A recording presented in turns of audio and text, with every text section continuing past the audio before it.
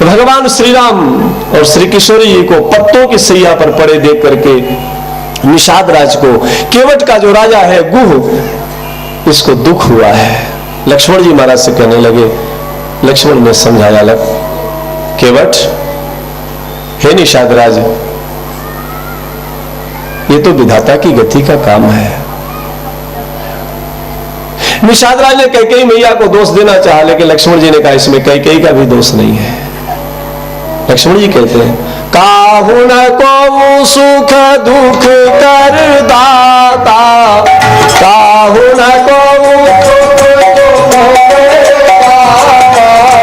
निज कृत कर्म भोग सब भ्राता, निज कृत कर्म भोग सब, निज कृत कर्म भोग सब भ्राता,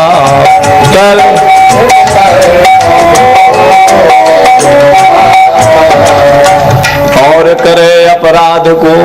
ये ब्रह्मा की गति देखो, इसको भगवान की गति कहते हैं। और करे अपराध को और पाव फल भोग, अति विचित्र भगवंत गति को जग जाने जो।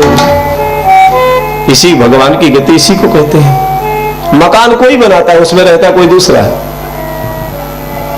पाप कोई करता, फल कोई दूसरा भोगता है। कमाता कोई है तो खाता दूसरा है। इसको भगवान की गति कहते हैं।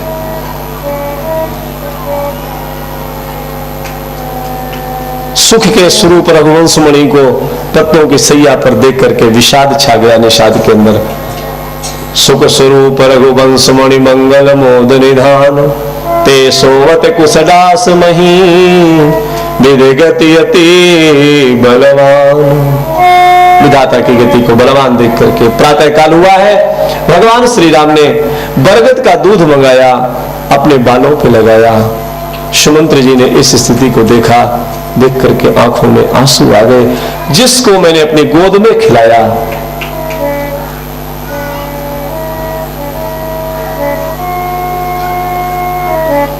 भगवान श्री राम का जब मुंडन हो रहा था, नाई को बुलाया गया, मुंडन किया। प्रभु के बालों को मुंडन करते समय नाई रो पड़ा।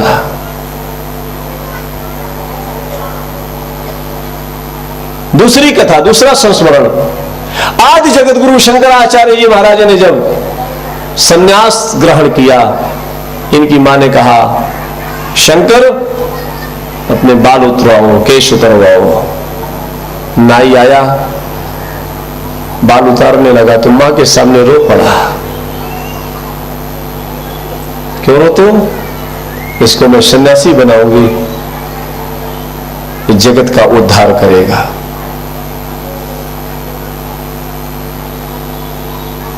इतनी महान मां जब मिलती है कभी, तब जाकर के शंकराचार्य जैसा महापुरुष इस धरती पर अवतरित होता है। हर जगह नहीं होता।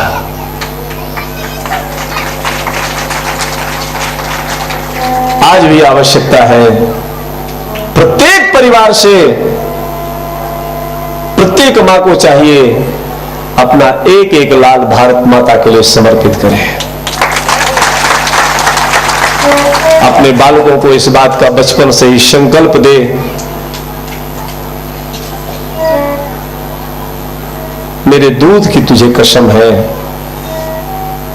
तो हिंदू धर्म में पैदा हुआ है, हिंदू संस्कृति की रक्षा करना तेरा कर्तव्य है। संकल्प कर, तेरे सामने कोई गाय को नहीं काट पाएगा। इस बात का संकल्प कर,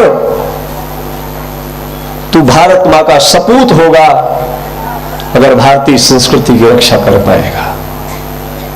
संकल्प कर इस बात का कि मेरे सामने मेरे हिंदू भाइयों को कोई व्यक्ति लालच दे करके हिंदू धर्म से विरत नहीं कर पाएगा।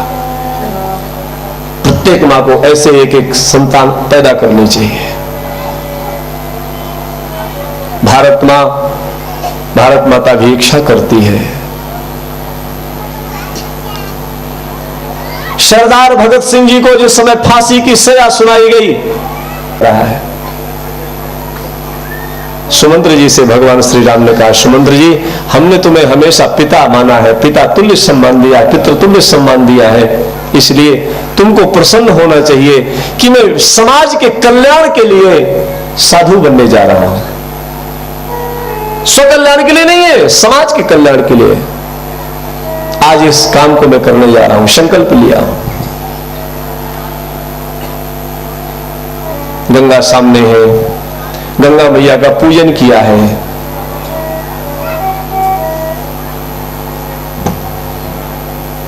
केवट को बुलाया है, आप हमको उस पार छोड़ दो। सुमंत्र जी महाराज से कहा कि आप जाओ। सुमंत्री ने कहा, मैं कौन सा मुंह लेकर के जाऊं, मैं क्या कहूंगा वहां जाकर के कि आपके बेटे को मैं वन में छोड़ के चला आया। तो राम में बताओ, मैं अयोध्या में प्रवेश करूंगा तो सुमित्रा लक्ष्मण की मां दौड़ करके जब मुझसे आके पूछेगी कि लक्ष्मण को राम को कहां छोड़ करके आए, तो मैं क्या उत्तर दूंगा? मेरा जाना नहीं हो पाएगा। लक्ष्मण जी ने कुछ कटु वाक्य कहे पिताजी के लिए। भगवान श्री राम ने सुमंत्र जी से कहा, सुमंत्र जी, तुम्हें तुम्हारी राम की सुगंध है, पिताजी से जाकर के कुछ कहना मत, वो तो वैसे भी दुखी है। क्या आचरण है भगवान श्री राम का। इसीलिए गोस्वामी जी कहते हैं, नीति प्रीति परमार्थ स्वार्थ अगर कहीं देखने में आता है तो भगवान श्री राम क्या, नीत प्रीत परमार्थ स्वार्थ, नीत प्रीत कौन राम समो जान जथारथ, कौन राम समो जान। नीति प्रीत परमार्थ स्वार्थ अगर कहीं देखने में आता है तो राम जी के पास सुगंध दिलाई। आप पिताजी से कुछ नहीं कहेंगे। केवट को बुलाया है, भैया हमको उस पार कर दो। केवट से नाव मंगाया लक्ष्मण जी महाराज ने, तो केवट कह रहा मैं नाव नहीं लाऊंगा। बड़ी अच्छी लीला का दर्शन कराया गोस्वामी तुलसीदास जी महाराज ने, लेकिन अभी कथा काफी है। भरतलाल जी महाराज को लेकर के चित्रकूट पहुंचाना है, तो किसी विशेष प्रसंग पर कथा कम से कम ये 9 दिन की कथा तो 7 दिन में कैसे समाप्त। और रामचरितमानस के तो एक एक प्रसंग ऐसे हैं कि 2-2 महीने चल जाए।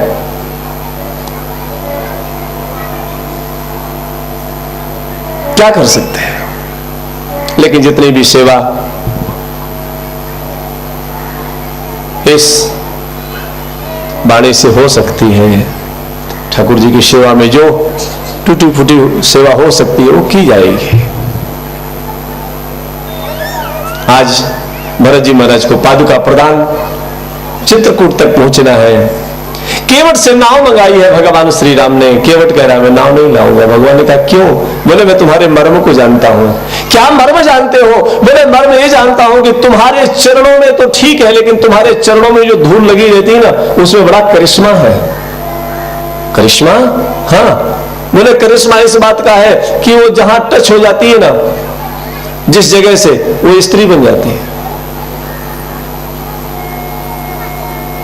और मेरी नाव में अगर वो टच हो गई तो मेरी नाव भी स्त्री बन जाएगी।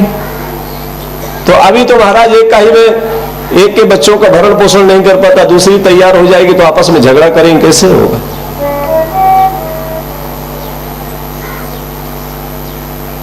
जिस प्रकार से गौतम पत्नी अहिल्या को आपने उद्धार कर दिया, तो वो तो पत्थर थी, फिर भी थोड़ा प्रयास करना पड़ा। और मेरी तो एक काठ की नौका है और पानी में पड़े पड़े काफी मुलायम हो गया, तो और जल्दी बन जाएगी।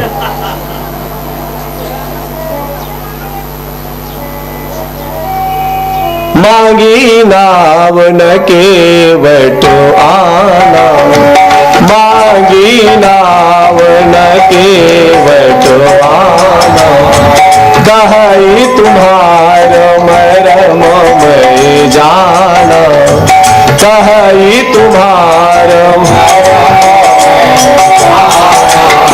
चरण कमल रज कहा सब कहाई, चरण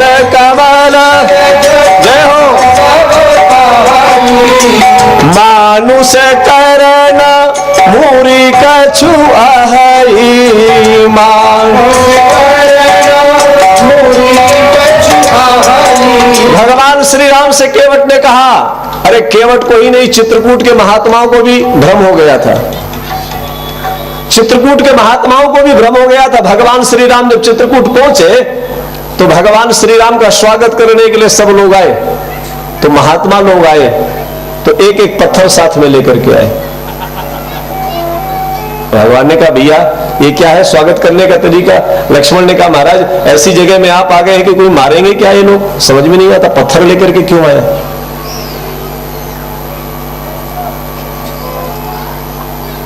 ऋषि मुनियों से भगवान ने कहा, ये पत्थर लेके आने की महाराज क्या आवश्यकता? बोले, महाराज ऐसा है, अब आप हमारे बीच में आ गए हो तो हमारी इच्छा है कि हम आपसे नित्य ही सत्संग करें, लेकिन कुटिया का काम काफी हो जाता है, तो हमें चाहते हैं कि कुछ दिन के लिए एक एक स्त्री आप हमको दे दीजिए। तो मेरे यहाँ कोई स्त्री की खदान है? बोले, महाराज ऐसी बात नहीं है, ये हम पत्थर साथ में लेकर के आए हैं, तो इसमें आप अपने चरणों को छुआ दीजिए तो सब स्त्री बन जाएंगे। बिंधे के बासी उदासी तपी व्रत धारी, महाबीन नारी दुखारी।